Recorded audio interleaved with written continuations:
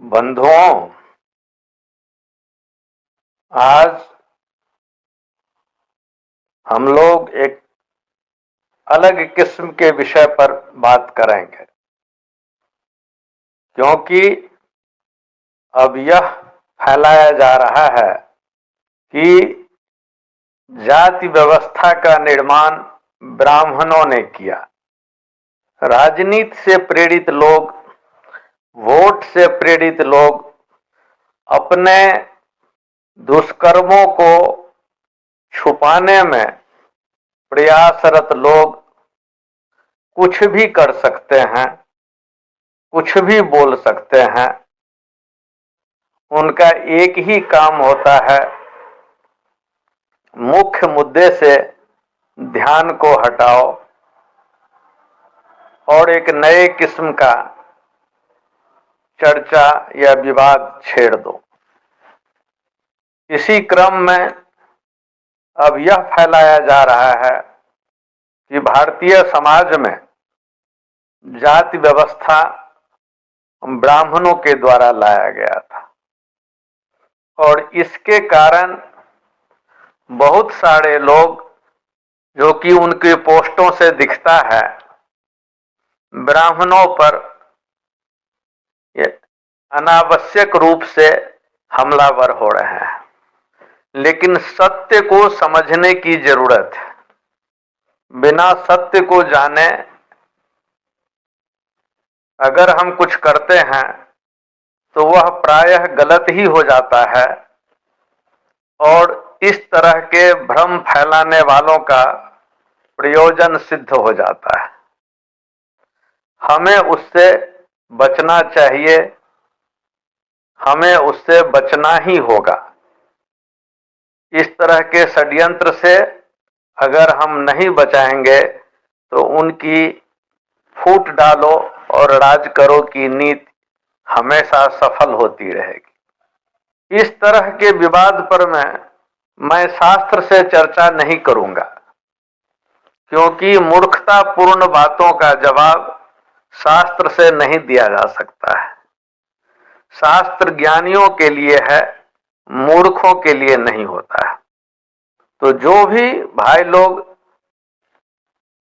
उस भ्रामक वक्तव्य के शिकार होकर के ब्राह्मणों पर हमलावर हो रहे हैं, उनसे मेरा निवेदन है कि थोड़ा रुक के और अपने विवेक से सोचें, तो वह पाएंगे कि ब्राह्मणों को भी ब्राह्मण उन्होंने ही बनाया जिन्होंने क्षत्रियों को क्षत्रिय, राजपूतों को राजपूत, यादवों को यादव इत्यादि इत्यादि बनाया, बनियों को बनिया बनाया। ब्राह्मण कभी भी इतने सशक्त नहीं थे, कभी भी उनके पास न सत्ता थी न सत्ता की तलवार थी कि वो अपने मन की कुछ कर पाते। ये लोग पराक्रमी लोगों को खुश करने के लिए उनके घर में भगवान भी पैदा करवाते रहे और आज दोष ब्राह्मण को दे रहे हैं। ब्राह्मण तो मात्र एक मुंशी की तरह गरीब लाचार वही लिखता रहा जो उन्होंने लिखवाया संघ में बैठ करके, और ब्राह्मणों को की मजबूरी का फायदा उठा के, उनकी गरीबी का फायदा उठा करके यह कह के कि द्विज बनते ही मैं तुम्हें ब्राह्मण बना दिया हूं, घोषणा करने की ताकत उनमें थी, ब्राह्मणों में नहीं थी। और उनको प्रचारक बना करके, कथावाचक बना करके, पुजारी बना करके हर तरह से उनका उपयोग किया या दुरुपयोग किया, उनकी मजबूरी का, ब्राह्मणों की मजबूरी का फायदा उठाया। अगर ऐसा न होता और ब्राह्मण सत्ता में होते और शास्त्र अपने अनुसार से लिखते, तो वो अपने को क्यों गाली देते? ब्राह्मणों से कहा गया कि रावण ब्राह्मण था, लिखो। उन्होंने लिख दिया, मजबूर थे। नौकर थे, मुंशी थे। एक तरह से ब्राह्मणों को राक्षस बना दिया, और ब्राह्मण इस हालत में नहीं थे कि इसका विरोध कर सके। ब्राह्मणों को हर तरह से अपमानित किया गया।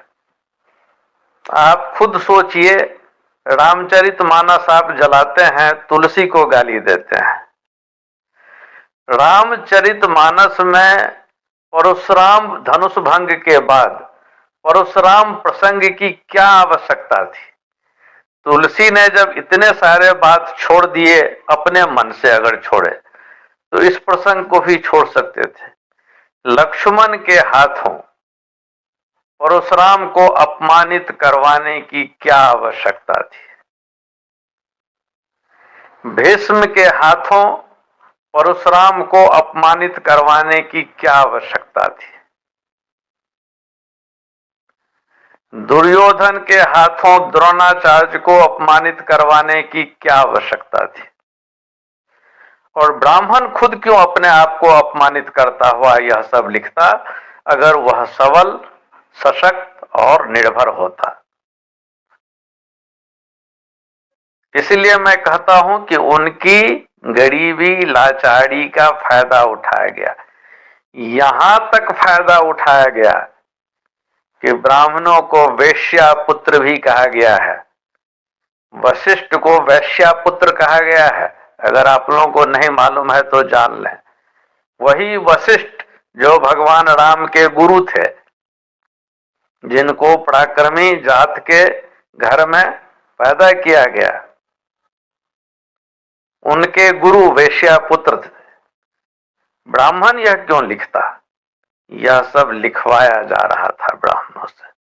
आप जो तुलसी रामायण में देख रहे हैं दुनिया भर की बातें, वह यही साबित करता है कि तुलसी से कौन लिखवा रहा था यह सब।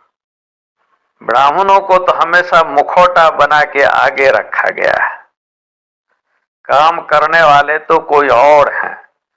और अगर इसको जानना हो तो आपको ईसवी पूर्व के इतिहास में जाना पड़ेगा कि किस तरह से शक और हून, कुषाण, अभीर, यवन इत्यादि जाति जो है पहले संघ में घुसे, फिर वैष्णव बन के सनातन धर्म में घुसे, फिर बौद्धों पे हमला किया, फिर सनातन धर्म को हमला किया, विष्णु और शिव के बीच में विभेद पैदा किया। शुरू से ये करते आए। आप कहोगे कि कौन सी बात कर रहे हो? अभी जिनको 100 वर्ष भी नहीं हुआ है उनके ऊपर इल्जाम डाल रहे हो। नहीं, मैं किसी पर इल्जाम नहीं डाल रहा हूं, मैं सत्य कह रहा हूं। आज अगर हम में से कोई अपने आप को सनातनी कहता है तो क्यों कहता है? क्योंकि सोच वही है जो सनातन ऋषियों का था। वरना बताइए, किसके खानदान में किसके पूर्वज ऋषि हुए हैं? और अशोक से लेकर के हर्षवर्धन के काल तक का इतिहास जो है वह बहुत ही दुखद काला रहा है। 173 वर्ष के गुप्त वंश का गुप्त काल जो है वह सनातन धर्म का के लिए काला युग रहा है। और इसीलिए ये लोग उसको भारतीय इतिहास का स्वर्ण युग कहते हैं। स्वर्ण युग इसलिए कहते हैं कि उस समय तमाम सनातन व्यवस्थाओं को, वेद को नष्ट भ्रष्ट कर दिया गया था। और आज फिर उसी सोच के लोग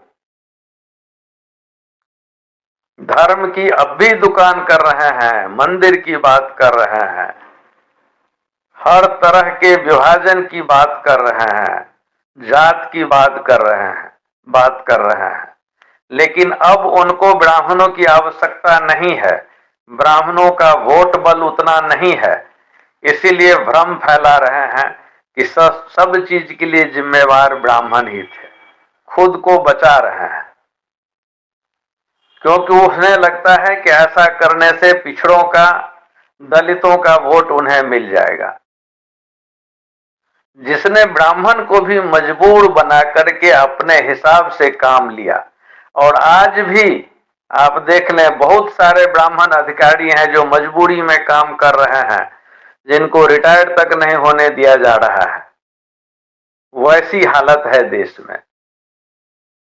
और इस तरह का वक्तव्य देकर के वह जो ध्यान भटका रहे हैं अपने पाप की तरफ से, अपने पाप कर्मों की तरफ से, उसको देश के सभी लोगों को समझना होगा। ब्राह्मण पर हमलावर होने से कुछ नहीं होगा, क्योंकि ब्राह्मण ने अगर सम्मान पाया है तो अपने सदाचार और सौचरित्रता के कारण। और ये जो बाबा लोग पकड़े गए हैं जेल में, ये यौनाचारी व्यभिचारी बाबा लोग, जिनको समर्थन किसको प्राप्त है? इन तथाकथित चमत्कारियों को। वह भी देखिए। और उन्हीं के मुंह से आज आ रहा है कि ब्राह्मण ही दोषी हैं जातवाद के लिए। तो भाइयों, कृपया रुकिए, समझिए, ब्राह्मणों का भी शोषण हुआ है और इन्हीं लोगों ने किया है। गिरगिट की तरह रंग बदलने वाले ऐसे सोच के लोगों को पहचानिए। देश आपका है। इन लोगों ने तो कभी देश को देश समझा ही नहीं। देशभक्ति का केवल स्वांग रचा। सभी जानते हैं, सब कुछ आप लोगों को भी मालूम है। इसीलिए इस भ्रम में न पड़ें और इस फूट डालो और राज करो की नीति से बचें। मेरा यही निवेदन है आप सभी बंधुओं से, सभी मित्रों से, कि इस प्रपंच को, इस कपट को, इस छल को समझें। यह वक्तव्य कब दिया गया है? और इस वक्तव्य को देने के बाद भी जो हिंदू राष्ट्र और हिंदुत्व की बात कर रहे हैं जो लोग, उनके आधार में अभी भी मनुस्मृति ही है। वो शासन मनुस्मृति के हिसाब से चाहते हैं, दोष ब्राह्मणों पे दे रहे हैं। रामायण में उन्होंने मनुस्मृति की बातें घुसवाई और दोष ब्राह्मणों को दे रहे हैं। इस बात को समझिए, क्योंकि अब सभी पढ़े लिखे हैं, सब समझ सकते हैं। ये जो आरक्षण हटाओ की बात ये कराते रहते हैं, ये नहीं कभी कहते कि इन्होंने 2000 वर्ष तक दूसरे जात के लोगों को पढ़ने ही नहीं दिया। 2000 वर्ष तक शिक्षा पर में खास वर्ग के लोगों का आरक्षण रखा, और आज 70 वर्ष की आरक्षण को हटाने के लिए ये फिर ब्राह्मणों का उपयोग कर रहे हैं, दुरुपयोग कर रहे हैं। और मैं कहना चाहता हूं कि वो ब्राह्मण, चंद मुट्ठी भर ब्राह्मण जो उछल उछल के उनकी बातों पर में आ जाते हैं शास्त्रार्थ करने, प्रतिकार करने, वो सब उसी लाभ प्राप्त किए हुए पुजारी वर्गों के वंशज हैं। इसलिए कृपया समाज में विभाजन होने से रोकें, इस वक्तव्य का प्रतिकार करें और पूछें कि अगर ऐसी बात है तो तुम्हारी संस्था में आज तक तुमने किसी दलित को, किसी पिछड़े को आज तक क्यों नहीं अपनी संस्था का मुख्य बनाया? धन्यवाद।